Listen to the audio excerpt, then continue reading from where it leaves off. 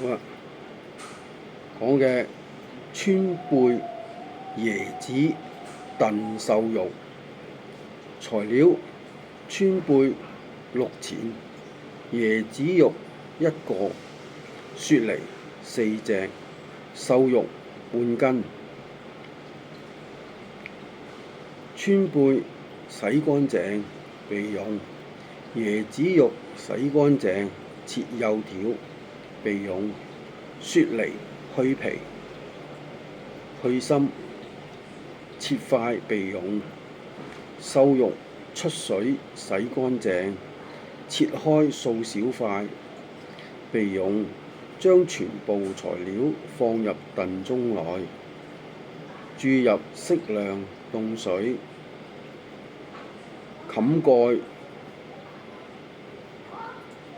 冚上盅蓋，隔水燉約3個鐘頭，以少許食鹽調味就可飲用。呢個就係川貝椰子燉瘦肉，就係川貝啦、椰子肉啦、雪梨啦、瘦肉，將佢全部清洗乾淨去。雪梨呢就批皮，咁就去心，咁就洗乾淨晒去。瘦肉呢就出水啦，切件啦，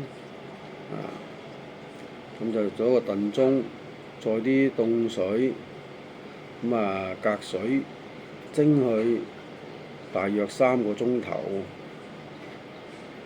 跟住攞啲幼鹽調味，咁就可以飲用啦。呢個就係川貝椰子燉瘦肉。川貝椰子燉瘦肉。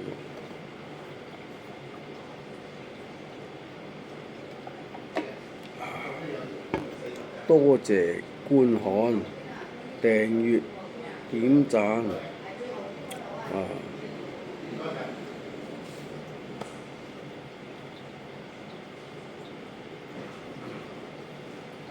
川貝椰子燉瘦肉。